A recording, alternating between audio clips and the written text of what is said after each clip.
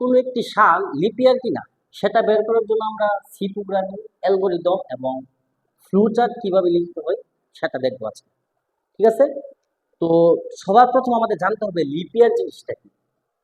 ধরো কোন একটি সাল আমরা ধরলাম ওয়াই, এই সালটাকে যদি আমরা 400 দ্বারা ভাগ করার পর ভাগশেষ যদি 0 হয় তাহলে আমরা বলতে পারবো এটা হচ্ছে লিপ ইয়ার। এবং এই সালটাকে যদি আমরা 4 দ্বারা ভাগ করলে ভাগশেষ 0 হয়, একই সাথে এটাকে 100 দ্বারা ভাগ করলে যদি ভাগশেষ 0 না হয় তাহলে আমরা বলতে পারবো যে এই সালটা হচ্ছে লিপ ইয়ার। ঠিক আছে? তাহলে বললাম কি শর্ত কয়টা? আমরা দুইবার চেক করব। প্রথমে আমরা দেখব যে যেই সালটা আমরা ইনপুট হিসেবে নিব ওই সালটা 400 দ্বারা ভাগ করলে ভাগশেষ 0 পাচ্ছি কিনা। আমরা যদি 0 পাই তাহলে আমরা বলবো হ্যাঁ এই সালটা হচ্ছে লিপ ইয়ার। অথবা একই সাথে দেখো এই পরের দুইটা কন্ডিশন ফিল আপ করতে হবে একই সাথে। 4 দ্বারা ভাগ করলে ভাগশেষ 0 হতে হবে এবং 100 দ্বারা ভাগ করলে ভাগশেষ 0 হওয়া যাবে না। যদি একই সাথে এই দুইটা কন্ডিশন ফিল আপ করে তাহলে আমরা বলবো এটা লিপ ইয়ার। ঠিক আছে? তো এই জিনিসটা এখন আমরা সি প্রোগ্রামিং অ্যালগরিদম এবং ফ্লোচার্টের মাধ্যমে আমরা চেক করব, দেখব। তো প্রথমে আমরা সি প্রোগ্রামিংটা লিখে বলি। সি প্রোগ্রামিংটা দেখে দেখে আমরা অ্যালগরিদমটা লিখবো এবং অ্যালগরিদমটা দেখে দেখে আমরা ফ্লোচার্টটা অঙ্কন করব। তো সি প্রোগ্রামিং লেখার জন্য আমরা সবাই জানি প্রথমে আমাদের কি বেসিক স্ট্রাকচারটা লিখতে হয়। Hash include stdio dot H, তারপর int main first bracket second bracket start, এবং আমরা এখানে সবশেষে রিটার্ন 0 সেকেন্ড ব্র্যাকেট ক্লোজ। এখন এই জায়গাটার মধ্যে আমরা আমাদের সি প্রোগ্রামিংটা লিখব। তো প্রথমে আমরা একটা সাল ইনপুট নিয়ে নিব। তাহলে আমি এখানে প্রথমে একটা ইনপুট দেওয়ার জন্য একটা সাল আমি ডিক্লেয়ার করে দিচ্ছি। ইন্ট ওয়াই নামে আমি একটা ভেরিয়েবল ডিক্লেয়ার করে দিলাম। এটা হচ্ছে আমরা যেই সালটা লিপ ইয়ার কিনা চেক করতে চাচ্ছি ওইটা হচ্ছে এখানে আমরা ইনপুট হিসাবে নিব এর ভ্যালুটা। ঠিক আছে? তো স্ক্যানএফ এর মাধ্যমে আমি এই ইনপুটটা নিয়ে নিব %d, %y সেমিকোলন। ঠিক আছে? এখন আমি যেই সালটা চেক করতে চাচ্ছি ওই সালটার ভ্যালু আমি এখানে দিলে এই ভ্যালুটা কোথায় ওয়াই এ চলে যাবে। ঠিক আছে? এখন আমরা চেক করব ইফ ওয়াই, এই ওয়াই কে আমরা ভাগ করে ভাগশেষটা দেখবো 0 কিনা। কত দ্বারা? এই 400 দ্বারা ভাগ করলে ভাগশেষটা 0 কিনা আমরা চেক করব। তাহলে এই 400 ইকুয়াল 0। যদি 400 দ্বারা ভাগ করলে আমরা 0 পাই তাহলে আমরা বলতে পারি লিপ ইয়ার। তাহলে আমরা এখানে প্রিন্ট করে দিব প্রিন্ট এফ লিপ ইয়ার। ঠিক আছে? প্রিন্ট এফ আমরা লিপ ইয়ার করে দিব। অথবা যদি আমরা কি 400 দ্বারা ভাগ করলে 0 না পাই তাহলে আমরা আরেকটা কন্ডিশন চেক করব, দেখবো 4 দ্বারা ভাগ করলে 0 পাই কিনা এবং একই সাথে 100 দ্বারা ভাগ করলে নট 0 কিনা। তো এটা আমরা ধরো ইফ তো আমরা নিয়ে দিলাম, এখন আমরা এলস ইফ আরেকটা কন্ডিশন দিয়ে চেক করব।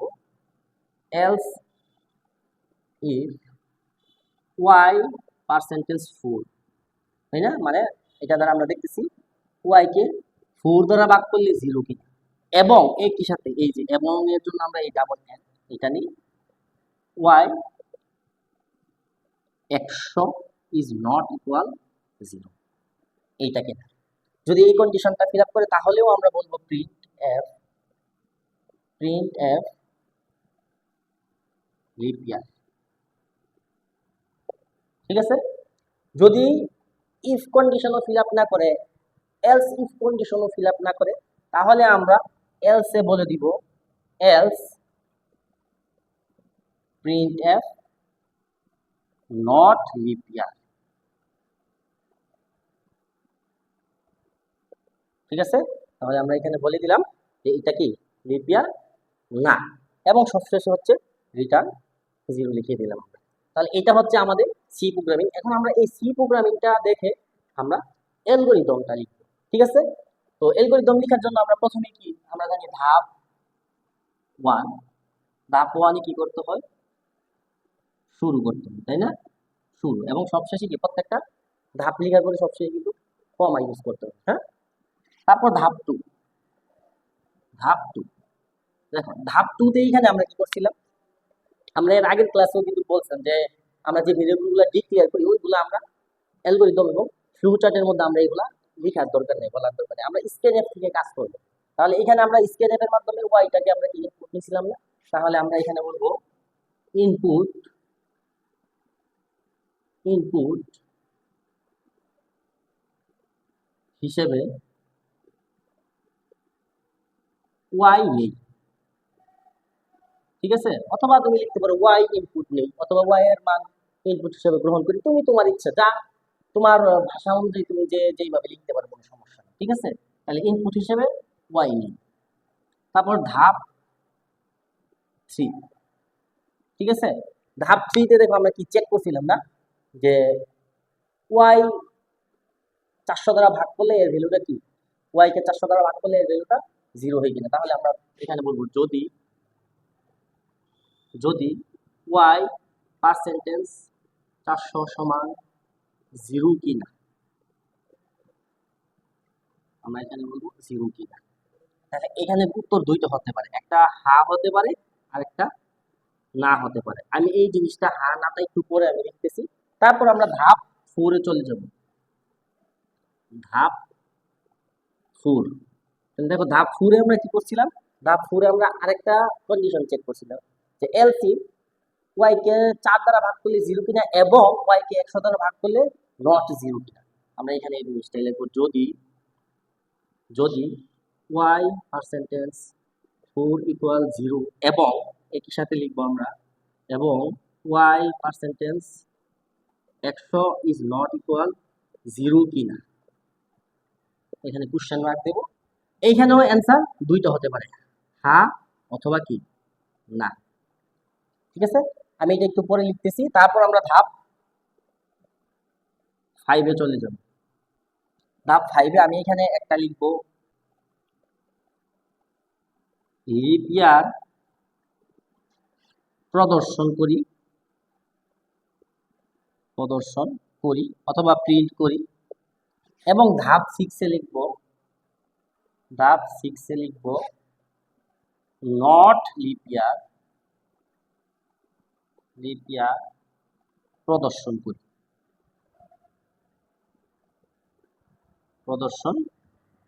করি এবং সবশেষে ধাপ 7 এ আমরা এই প্রোগ্রামটা কি করে দিব, শেষ করে দিব, শেষ। আচ্ছা এবার আসো, এইখানে হানা এবং এইখানে হানা, এই জায়গাতে আমরা কি লিখব। আমরা যখন এই প্রোগ্রামটা লিখছিলাম, দেখো ইফ, প্রথম যে ইফ কন্ডিশনটা আমরা চেক করছিলাম, ইফ এই ওয়াই কে যখন আমরা 400 দ্বারা ভাগ করছিলাম, ভাগশেষ যদি 0 পাই আমরা, তখন বলছিলাম আমরা কি প্রিন্ট করব, এই যে প্রিন্ট এফ লিপ ইয়ার, তাই না। তো এখানেও কিন্তু আমরা দেখছি যদি এই ওয়াই কে আমরা 400 দ্বারা ভাগ করি, যদি 0 পাই কিনা, হ্যাঁ যদি 0 পাই তাহলে আমরা কি প্রিন্ট এফ করব লিপ ইয়ার। তাহলে দেখো তো, হ্যাঁ যদি উত্তর হ্যাঁ হয় তাহলে প্রিন্ট এফ লিপ ইয়ার কোথায় আছে, কত নম্বর ধাপে আছে, এই ধাপ 5 এ আছে। তাহলে আমরা এখানে লিখব ধাপ 5 এ যাই, ঠিক আছে। আর যদি না হয় তাহলে কিন্তু আমরা এখানে আরেকটা কন্ডিশন যোগ করছিলাম, এই যে এলস ইফ এ আমরা দেখছিলাম যে 4 দ্বারা ভাগ করলে 0 হয় কিনা এবং 100 দ্বারা ভাগ করলে 0 নট 0 হয় কিনা। তাহলে এখানে যদি না হয়, হ্যাঁ হলে আমরা 5 এ চলে আসবো, না হলে আমরা হচ্ছে এই যে 4 এ আসবো। এখানে আবার আমরা চেকটা করছি, এই যে দেখো 4 দ্বারা এবং 100 দ্বারা চেক করছি। তাহলে আমরা এখানে লিখব ধাপ 4 এ যাই, ঠিক আছে। আচ্ছা এরপর দেখো ধাপ 4 এ আসার পর আমরা যখন চেক করলাম, চেক করার পর যখন আমরা হ্যাঁ পাইছি, তখন আমরা কি আবার এই যে দেখো 4 এ আসার পর যখন এই কন্ডিশন ফিল আপ করছি, তখন আমরা প্রিন্ট এফ লিপ ইয়ার লিখছিলাম। তাহলে আমরা হ্যাঁ পাইলে আমরা এখানে প্রিন্ট এফ লিপ ইয়ার মানে কি, এই যে ধাপ 5। তাহলে আমরা বলবো ধাপ 5 এ যাই। আর যদি না পাই তখন আমরা কি করছিলাম, এই যে এলস, এই যে সবশেষে আমরা বলছিলাম, না পাওয়ার পর আমরা বলছিলাম নট লিপ ইয়ার। তাহলে আমরা যদি এখানে না পাই তাহলে আমরা এখানে বলবো এই ধাপ 6 এ চলে আসার জন্য, ধাপ 6 এ নট লিপ ইয়ার প্রদর্শন করি বলা হয়েছে। তাহলে আমরা লিখবো ধাপ 6 এ যাই, ঠিক আছে। আশা করি তাহলে কিভাবে অ্যালগরিদমটা লিখবে তোমরা বুঝতে পারছো। এখন আমরা এই অ্যালগরিদমটা দেখে দেখে আমরা আমাদের ফ্লো চার্টটা অঙ্কন করে থাকবো, ঠিক আছে। আচ্ছা, এখন আমরা এই ফ্লোচার্টটা লেখার জন্য আমরা এই অ্যালগরিদমটা সাহায্য নিব। দেখো অ্যালগরিদমের প্রথমে আমরা শুরু করছিলাম, তাহলে আমরা এখানেও ফ্লোচার্টের ক্ষেত্রে আমরা কি করব, শুরু, বা তোমরা ইংলিশে লিখতে পারো স্টার্ট, এজ ইউ উইশ। আচ্ছা, তাহলে শুরুর যেই সিম্বলটা ওইটা হচ্ছে কি এরকম, তাই না? তারপরে আমরা কি শুরু করার পর আমরা কি করছিলাম, এই যে ইনপুট ওয়াই নিছিলাম, তাহলে আমরা এখানে ইনপুট ওয়াই নিব। ইনপুটের জন্য আমরা কোন সিম্বলটা ব্যবহার করি আমাদের মনে আছে? এই যে ইনপুট এবং আউটপুটের জন্য আমরা কিন্তু কি এই যে সামান্তরিকের যে এই চিহ্নটা, শেপটা, এটা আমরা ইউজ করি, তাই না? আমরা এখানে সামান্তরিকের শেপটা ইউজ করলাম, আমরা এখানে বলবো ইনপুট ওয়াই। আচ্ছা, ইনপুট ওয়াই নেওয়ার পর তারপর আমরা এখানে কি করছিলাম, কন্ডিশন চেক করছিলাম, তাই না? দেখো ধাপ 3 তে আমরা চেক করছিলাম এই যে ওয়াই কে 400 দ্বারা ভাগ করলে 0 হয় কিনা। তো কন্ডিশন চেক করার জন্য আমরা কি কোন শেপটা ইউজ করি, এই যে এই শেপটা কিন্তু ইউজ করি, তাই না? আমরা এখানে দেখব। আচ্ছা, এটা আমি একটু বড় করে নিই। আচ্ছা, তাহলে আমরা এখানে লিখবো, দেখবো যে ওয়াই কে 400 দ্বারা ভাগ করলে ভাগশেষ সমান 0 কিনা। এখানে অ্যান্সার দুইটা হতে পারে, একটা হতে পারে ইয়েস, আরেকটা হতে পারে কি নো। যদি ইয়েস হয় তাহলে আমরা কি করছিলাম, এই যে দেখো এখানে প্রিন্ট করে দিয়েছিলাম, যদি ইয়েস হয় ধাপ 5 আসছিলাম, ধাপ 5 এ কি এই যে লিপ ইয়ার আমরা প্রিন্ট করছিলাম, তাই না? তাহলে আমরা এখানে বলে দিব যে এই প্রিন্টের জন্য আমরা কি কোন শেপটা ইউজ করি, আমরা এখানে এই ইনপুটের জন্য এবং আউটপুটের জন্য সেম শেপটা ইউজ করি, অর্থাৎ সামান্তরিকের শেপটা ইউজ করি। আমরা এখানে বলে দিব যে প্রিন্ট প্রিন্ট লিপ ইয়ার, লিপ ইয়ার, ঠিক আছে? আর যদি নো হয় তাহলে আমরা আরো একটা কন্ডিশন চেক করছিলাম, নো হলে আমরা এখানে এই যে ধাপ 4 আসছিলাম, 4 এসে আরেকটা কন্ডিশন চেক করছিলাম, তাহলে আমরা এখানে নো হলে আমরা আরেকটা কন্ডিশন চেক করব, আরেকটা কন্ডিশন চেক করব। আমরা আরেকটা কন্ডিশন চেক করার জন্য এই শেপটা আবার আমাদের নিতে হবে। আমরা এখানে বলবো যে ওয়াই পার্সেন্টেজ 4 সমান সমান 0 এবং এই যে N N Y percentage 100 is not সমান 0।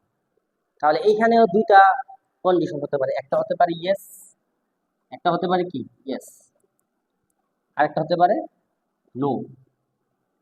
যদি ইয়েস হয় তাহলে আমরা কি করছিলাম দেখো তো, হা হলে ধাপ 5 আসছিলাম, অর্থাৎ আমরা এখানে কিন্তু এই লিপ ইয়ার প্রিন্ট করছিলাম, তাহলে এইটা আমরা এখানে এর সাথে আমরা সংযোগ করে দিব।